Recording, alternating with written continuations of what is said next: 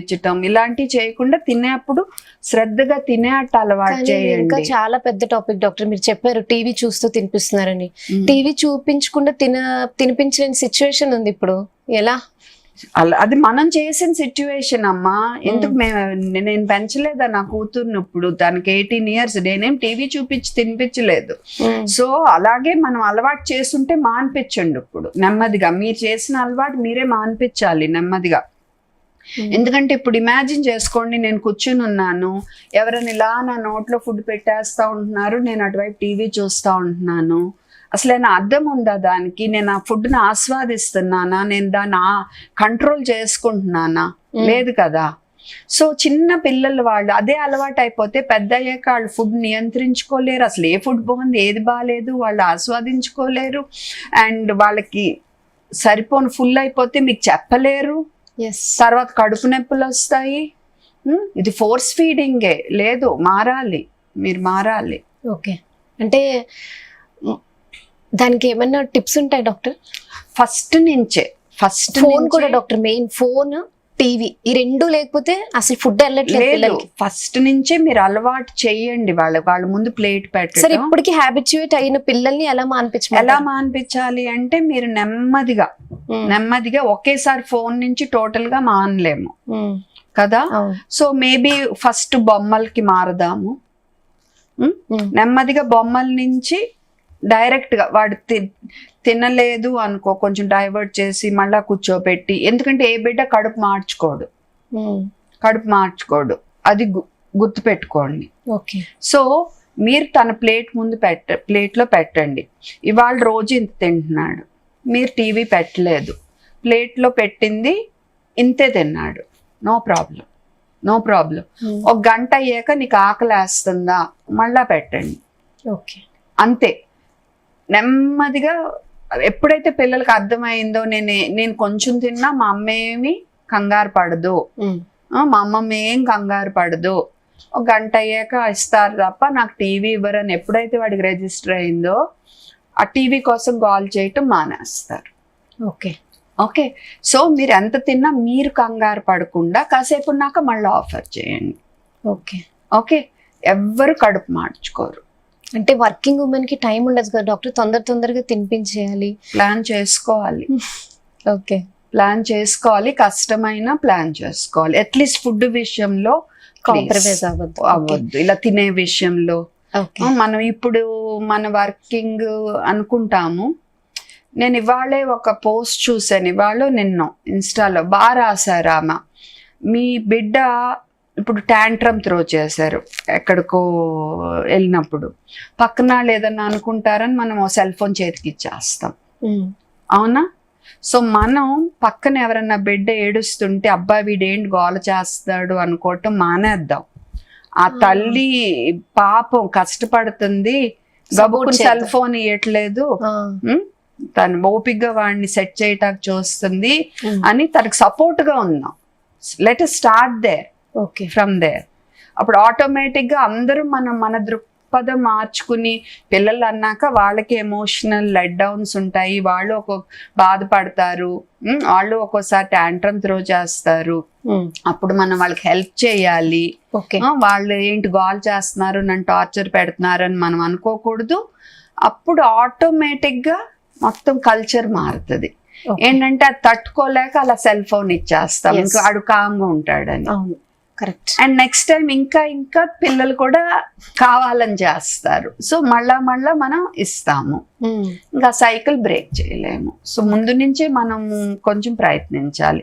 ఎవరేమనుకుంటే నాకెందుకు, నా బిడ్డ బాగుండాలి, బాగా పెరగాలి. వాళ్ళు గోలగా ఫీల్ అవుతుంటే వాళ్ళని అక్కడి నుంచి వెళ్ళిపోమానండి. బట్ నేను మట్టుకు నా బిడ్డకి సెల్ ఫోన్ ఇచ్చి కామ్ చేయను, వాడిని ప్రేమగా అసలు వాడి సమస్య ఏంటో అర్థం చేసుకుని సాల్వ్ చేయటానికి ప్రయత్నిస్తాను.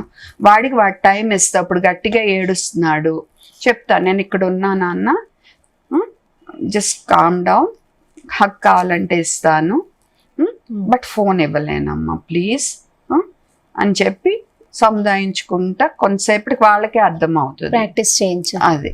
ఓకే డాక్టర్, అలాగే ఇప్పుడు డెంటల్ హైజీన్ విషయంలో కూడా లైక్ అంటే ఇప్పుడు ఏ ఏజ్ నుంచి వాళ్ళకి బ్రష్ చేయించాలి డాక్టర్? కొంతమంది పిల్లలు అస్సలు బ్రష్ చేయమంటారు, అంటే 2 years ఫస్ట్ అయినా. పన్ను రాగానే, ఫస్ట్ పన్ను వచ్చిన కాడి నుంచి బ్రష్ చేయమని లేటెస్ట్ గైడ్ లైన్స్. ఫస్ట్ పన్నే. యా, అండ్ ఆ బ్రిజిల్స్ సాఫ్ట్ ఉండాలి, గట్టిగా ఉండకూడదు. అండ్ డైరెక్షన్ ఇలాగా పైకి కిందకి, రౌండ్ రౌండ్, లోపల, అండ్ నవిలే పళ్ళు వచ్చాక ఇలాగా. మేమేమో ఇలా నేర్చుకున్నాం, అస్సలు లేదు అలా అనక, ఇది డైరెక్షన్. అప్పుడే కదా ఈ గ్యాప్స్ లోకి వెళ్ళేవి. ఓకే, ఇలా అంటే గ్యాప్స్ లోకి ఎలా వెళ్తాయి? మరి ఎలా డాక్టర్ వాళ్ళు మారం చేస్తే చెయ్యము బ్రష్? మీ బ్రష్ వాళ్ళకి ఇచ్చి నా పళ్ళుతో నేను నీ పళ్ళు తోముతా అంటాము. అలా నెమ్మదిగా మనం, తల్లికే తెలుస్తుంది బిడ్డకి ఏది సెట్ అవుతుందో. సో అలా నెమ్మదిగా నేర్పించుకోవటం. పై పెదం ఎత్తి మరీ తోమాలి. చాలా సార్లు ఇక్కడ మిస్ అయిపోతున్నాం. ఓకే, తర్వాత పేస్ట్ కూడా ఫ్లోరైడ్ 1000 ppm ఉన్నది వాడమని రికమెండేషన్. ఓకే, 3 సంవత్సరాల లోపు పిల్లలకైతే బియ్యం గింజంత పేస్ట్ ఒక పూట, 3 సంవత్సరాల పైన పిల్లలకి బఠానీ గింజంత పేస్ట్. ఓకే, ఎందుకంటే అంతకంటే ఎక్కువ వాడొద్దు, ఎందుకంటే వాళ్ళు ఉయ్యరు కాబట్టి. ఎక్కువ ఫ్లోరైడ్ కూడా మంచిది కాదు. అండ్ బ్రషింగ్ రోజుకి 2 సార్లు చేయాలి. అండ్ పేస్ట్ ఒక పూట, ఇది ఫ్లోరైడ్ ది. పెద్ద అయ్యాక 2 పూటలు కూడా వాడచ్చు వాళ్ళు ఊసేయటం వచ్చినాక. ఇంకా ముఖ్యం ఏంటంటే ఏం తిన్నా తాగినా నోరు బాగా పుక్కులిచ్చుకునే అలవాటు చేయటం, ఊసేసే అలవాటు, అది ఇంకా ముఖ్యమైన అలవాటు. అండ్ తర్వాత ఇప్పుడు మార్కెట్ లో అడ్వర్టైజ్మెంట్ లో వచ్చేస్తాయి గమ్మీలని, అయ్యని, చక్కెరలు, చాక్లెట్లు, బెల్లం, ఇవన్నీ తీపి పదార్థాలు. కొంతమంది చక్కెర లేదు అని చెప్పి ఓ బెల్లం ఉన్నాయి, తేనున్నాయి ఓ అమ్మేస్తున్నారు. అదొక బిజినెస్ అయిపోయింది. సో ఇలాంటివన్నీ తగ్గించటం. Okay, okay. సో అలాగే డాక్టర్, ఇప్పుడు ఏంటంటే పిల్లలు అంటే హైట్ వెయిట్ కరెక్ట్ గా ఉన్నారు, లేదంటే ఓవర్ కాషియస్ గా ఉండడం, కొంచెం సన్నగా ఉన్నా కూడా బేబీ ఇలా ఉందని హాస్పిటల్కి వెళ్తే వాళ్ళు మిల్క్ పౌడర్స్ రాసిస్తున్నారు, ప్రిస్క్రైబ్ చేస్తున్నారు. డాక్టర్సే మిల్క్ పౌడర్స్ గురించి అడ్వర్టైజ్మెంట్స్ ఇస్తున్నారు. అసలు ఎంతవరకు కరెక్ట్ డాక్టర్? ఎందుకంటే మన దురదృష్టం అమ్మ, దురదృష్టం. రూల్స్ ఉన్నాయి మాకు. ఓకే, డాక్టర్స్ ఇలా ప్రోటీన్ పౌడర్స్ అవన్నీ నిజంగా వాడచ్చా? లేదు, డాక్టర్స్ అడ్వర్టైజ్ చేయటం చాలా తప్పు, అన్ఎథికల్. మనకి లాస్ ఉన్నాయి కానీ ఎవరు అవి ఇంప్లిమెంట్ చేయట్లా. గవర్నమెంట్ ఇంప్లిమెంట్ చేయాలి. ఓకే, ప్రజలు మమ్మల్ని ఎంతో నమ్మకంతో మేము చెప్పేది వింటారు, మమ్మల్ని నమ్ముతారు. ఇప్పుడు వాళ్ళని మోసం చేసినట్టు మేము. ఓకే, రెండోది ఈ పౌడర్లు, మిల్క్ మిక్స్లు ఇలాంటివన్నీ ఉన్నాటిలో బెస్ట్వి. అవి కూడా డాక్టర్ని సంప్రదించాక, కొంతమందికి డైట్ కరెక్ట్గా ఇచ్చిన, ఆర్ కొంతమందికి ఇవ్వలేకపోవచ్చు మనం ఆహారం ద్వారా. అప్పుడు ఎక్కడో చాలా అరుదుగా అన్నమాట, అవి కూడా అరుదుగానే కొంతమందికి అవసరం పడవచ్చు టెంపరీగా. అది వాళ్ళు కరెక్ట్ గా ప్లాన్ చేసి ఇవ్వాలి. రొటీన్ గా మా వాడు పెరగట్లేదు అనగానే ఇలా పౌడర్ రాసేయటం కాదు. ఓకే, ఫస్ట్ నిజంగానే పెరగట్లేదో చూడాలి. ఒక్కొక్కరి తత్వం ఒక్కొక్కలా ఉంటది వాళ్ళ ఫ్యామిలీ బట్టి. సో గ్రోత్ చార్ట్ లో సరిగ్గానే పెరుగుతున్నాడు, వాడు ఆకలి బాగుంది, మోషన్ సరిగ్గా వెళ్తున్నాడు, మంచిగా బజ్జుంటున్నాడు, అంత హెల్దీగా ఉన్నాడు, కళ్ళు, పళ్ళు, జుట్టు అన్ని హెల్దీగా ఉన్నాయి బాబు అన్నప్పుడు మనం సప్లిమెంట్ ఎందుకు ఇవ్వాలి? డైట్ హిస్టరీ తీసుకుంటాం, చూస్తాం వాడు సరిగ్గా ఆహారం వెళ్తుందా, ప్రోటీన్ సరిపోని వెళ్తుందా, వయసు బట్టి బరువు బట్టి చూస్తాము. అప్పుడు ఎక్స్ట్రా ఎందుకు రాయాలి? అవసరం లేదు. చాలా మందికి అసలు అవసరం లేదు, నేచురల్ గా ఫుడ్ తోనే వాళ్ళు ఇవ్వాలి కూడా. ఓకే ఓకే, సో అది కొంతమందికి మరి వీగన్ డైట్ మీద ఉన్నాళ్ళు, అది కూడా జాగ్రత్తగా ప్లాన్ చేస్తే మనం ప్రోటీన్ ఇవ్వగలం.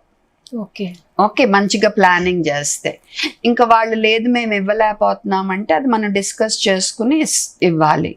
డాక్టర్స్ ఇలా అడ్వర్టైజ్ చేయటం అనేది చాలా తప్పు, అంటే తప్పు. అండ్ ఇందులోనూ ఇప్పుడు పౌడర్లు ఏమవుతున్నాయంటే మొన్నటి వరకు బోర్న్విటా, కాంప్లాన్, హార్లిక్స్ ఇవి. సో అందులో షుగర్స్ ఎక్కువ ఉన్నాయి అనేది అందరికీ అర్థమయ్యి అవి తగ్గించారు. ఈ కొత్త కంపెనీస్ ఏం చేస్తున్నాయి, షుగర్ బదులు బెల్లం. కొన్ని కంపెనీలు అయితే వీటిలో ఉన్న షుగర్ కంటే వీటిలో ఉన్న బెల్లం ఎక్కువ ఉండేట్టు ఉంటున్నాయి. తర్వాత ప్రోటీన్ మోతాదుకు మించి ఉంటున్నాయి. సో ఎదిగే బిడ్డకి ప్రోటీన్ మన రికమెండేషన్ బట్టే ఇవ్వాలి, ఓవర్గా ఇవ్వటం మంచిది కాదు. మన కిడ్నీస్ ని లివర్స్ ని స్ట్రెస్ చేయటం మంచిది కాదు. ఓకే. సో అందుకని అండ్ కొన్నిట్లో హెర్బల్ ప్రోడక్ట్స్ ఉంటున్నాయి. ఓకే, ఆ హెర్బల్ ప్రోడక్ట్స్ పిల్లల్లో రోజు సంవత్సరాలు ఇస్తే అసలు దానివల్ల ఏంటి సమస్యలు అనేది ఇంకా సరైన స్టడీసే లేవు. అందులో హెవీ మెటల్స్ ఉంటాయా, ఇంకా ఏం సమస్యలు వస్తాయి, లివర్కి ఏం సమస్యలు వస్తాయి, ఇవేమీ తెలియకుండా మీరు అడ్వర్టైజ్మెంట్లు చూసేసి హైట్ పెరిగిపోద్ది అనుకుని ఇస్తున్నారు. హైట్ ఎలా పెరుగుద్ది? మీ అమ్మా నాన్న హైట్ బట్టి బిడ్డ హైట్ ఉంటుంది. వాళ్ళకి సరైన ఆహారం మనం ఇవ్వలేకపోతున్నాం అనుకో, అప్పుడు హైటు సరిగా పెరగదు, వెయిట్ సరిగా పెరగదు. ఇలా ఓవర్గా ఇచ్చేసామనుకో, హైటు పెరిగిపోద్ది, ఓవర్గా వెయిట్ పెరిగిపోద్ది. అలా మీకు కావాలి, మీ బిడ్డ హెల్తీగా కావాలా, మీరు లావుగా అవసరం లేని హైట్ అవసరం లేని వెయిట్ కావాలా, మీరు ఆలోచించుకోవాలి. ఓకే. సో హెల్దీ ఫుడ్ తోనే బిడ్డ పెరగడం సేఫ్. అవును. సో ఈ మిల్క్ పౌడర్స్ ఇవన్నీ వితౌట్ ఎవరు రికమెండ్ చేయరండి. పళ్ళకు కూడా మంచి కాదు, పళ్ళకు కూడా మంచి కాదు. ఓకే. సో అలాగే ఇప్పుడు స్లీపింగ్ టైం గురించి చాలా మంది పోస్టులు పెడుతున్నారు డాక్టర్. అంటే 8 o'clock 9 o'clock బిడ్డ పడుకోవాలి, మళ్ళీ మార్నింగ్ 8కి లేవాలి అని. సరే, కొంతమందికి ఇది పాసిబుల్ కాదు, లైక్ వర్కింగ్ ఉమెన్స్ కి 10కి ఇంటికి వెళ్తారు. సో అలాంటి వాళ్ళు కొంచెం టెన్షన్ పడుతున్నారు. స్లీపింగ్ టైం విషయంలో మీరు ఏం సజెస్ట్ చేస్తారు పిల్లలకి? అంటే ఇప్పుడు ఎన్నింటికి పడుకున్నారు అంటే ఒక 10 కూడా ఈజ్ ఓకే, ప్రొవైడెడ్ ఆ బిడ్డకి ఆ 10 గంటల నిద్ర దొరకాలి. సో 10కి పడుకుంటే మరి 8కి లేపండి. అయితే 10 గంటలు స్లీపింగ్ అంటే వయసు బట్టి సంవత్సరంలో పిల్లలు అనుకో, మా 12 నుంచి 14 గంటలు అవసరం పడుతుంది.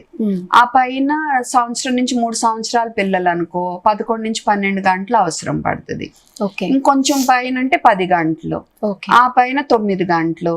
అండ్ టీనేజర్లు వీళ్ళు కనీసం 8 గంటలు. సో మంచి నిద్ర. అది సో అలా ప్లాన్ చేయాలి. 24 గంటలు మనం ఇన్ని గంటలు మంచి నిద్ర ఉండేట్టు చూసుకోవాలి. పర్వాలేదు, కొంచెం 11 అయినా కూడా 8-10 hours స్లీప్ కవర్ చేయండి మీ ప్లాన్ బట్టి కొంచెం. అండ్ ఆ పడుకునే ముందు కూడా టీవీలు గోలగోలుగా కాకుండా ప్రశాంతంగా మంచిగా ఉండేట్టు అట్మాస్ఫియర్ చూసుకోండి. ఓకే డాక్టర్, ఇప్పుడు మీరు చెప్పారు హైట్ అది పేరెంట్స్ తోనే వస్తుంది డెఫినెట్ గా. ఒకవేళ పిల్లలకి కొంచెం ఫిజికల్ యాక్టివిటీలో ఇన్వాల్వ్ చేయడం వల్ల, లేకపోతే వాళ్ళకి